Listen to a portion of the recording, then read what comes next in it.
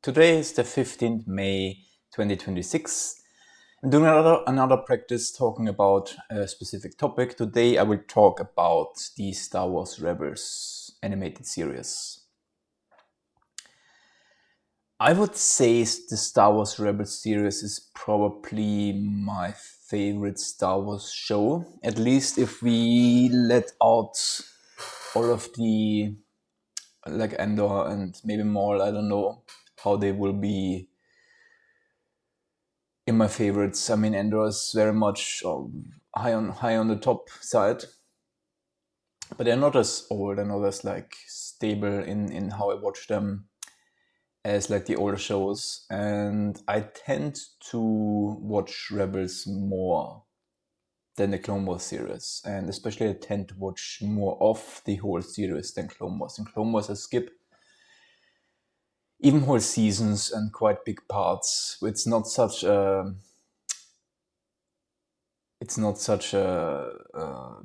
chronological story where you have to watch everything in Clone Wars. Just by that, I skip just parts that I don't like as much, and it's also a lot longer of a series than Rebels is. So the comparison is different, but I very much think from the whole show, I like more of Rebels than I like of Clone Wars, and I just watch more of it. Just along from that, I would probably pick Rebels for me a little bit over Clone Wars. I really like Ahsoka and the stories and how Clone Wars also just has a lot of clones. I really like the clones themselves and all of the details from like the prequel era in Clone Wars. I probably like that more. But it's also difficult the comparison because Clone Wars again is so heavily lifted by like the main characters of Star Wars itself. So I think it's a very big accomplishment that Rebels. Sure, Rebels has Ahsoka a little bit and also deals with more. But I also just think the parts without them, like without Vader, without Maul, without Ahsoka on their own, in Rebels are just really, really good. And a lot of them I just don't skip.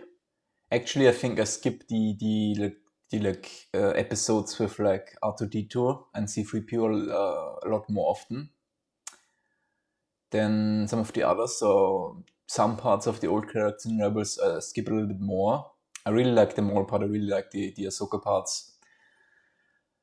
But I don't think that the Rebels series is as much lifted from like main Star Wars characters as Clone Wars, and so I think like it's what it achieves in how good it is a little bit more standalone than some of the other shows, at least in my opinion and at least in my mind. So I give it a little bit extra credit there. Where even if maybe like an absolute numbers or an absolute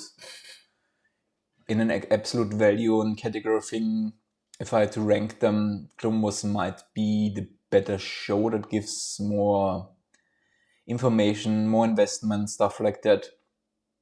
Clone Wars might be the better show, but I like to rank Rebels just a little bit higher because it stands a little bit more on its own, and it's one of the I would probably say it's one of the few shows that actually creates with like the core Rebel group characters that doesn't come from like movies and other things, and that are really really great, really amazing, and that are a lot more capable of standing alone, and that is something that I definitely want to praise. I would like more of that. I would like more just really great new unique characters in Star Wars, not so much rely just on the main cast that we have.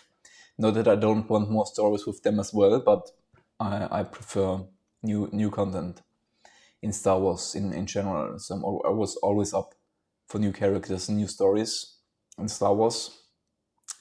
I think the reliance and the overuse of old characters is a little bit more a hindering and a detriment to the Star Wars franchise in the last years and in general. I mean, there are a lot of characters from the Star Wars lore that didn't even got any spotlight that I think would be great. But back to Rebels, The Star Wars Rebel shows, I think, again, just one of the best. Ezra Bridger and Kanan and the whole other Rebel group, they have a very, very great dynamic. They have very great personal character arcs.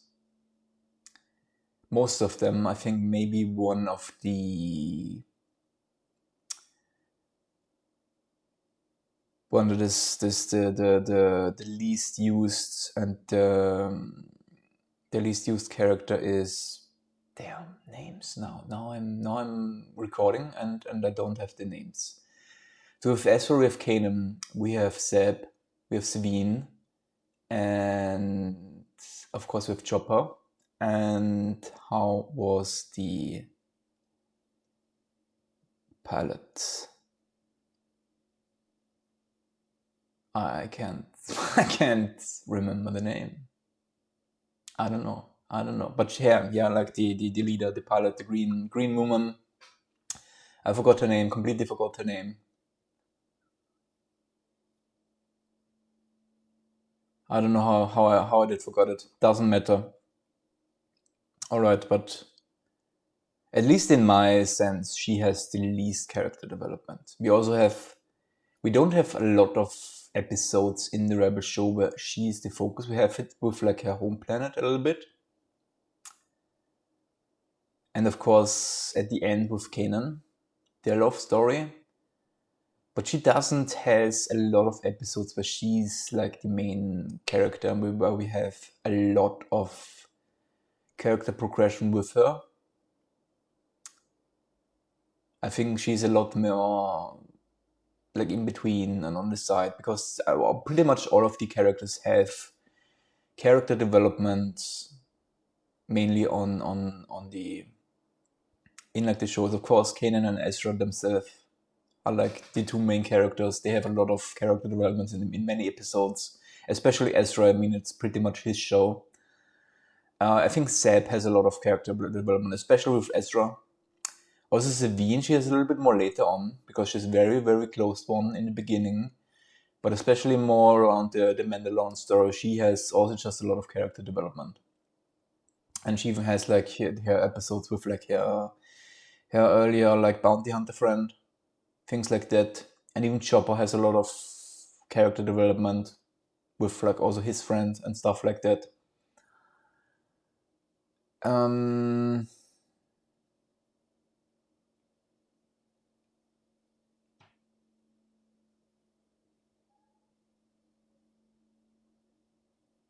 I can't remember her name. Damn, what is going on with my mind? I don't know. But again, yeah, the pilot, the green lady, isn't, at least I don't remember. Again, she has her family stuff, but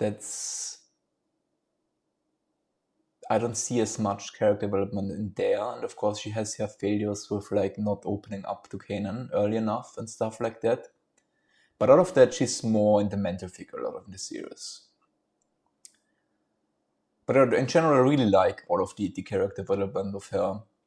At least now, out of the standing, I can think of the character development.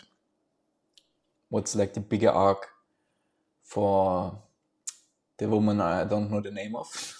I have to look it up afterwards. Yeah, what else is to say for me about the Rebel series?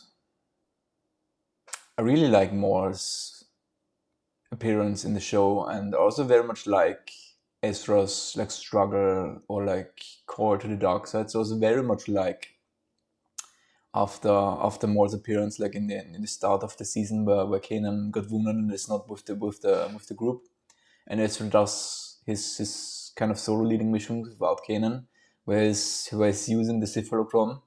I really like the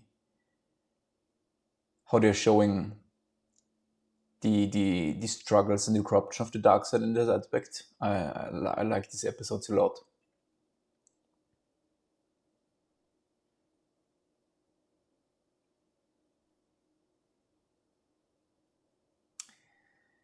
Yeah. What else is to say about Rebels?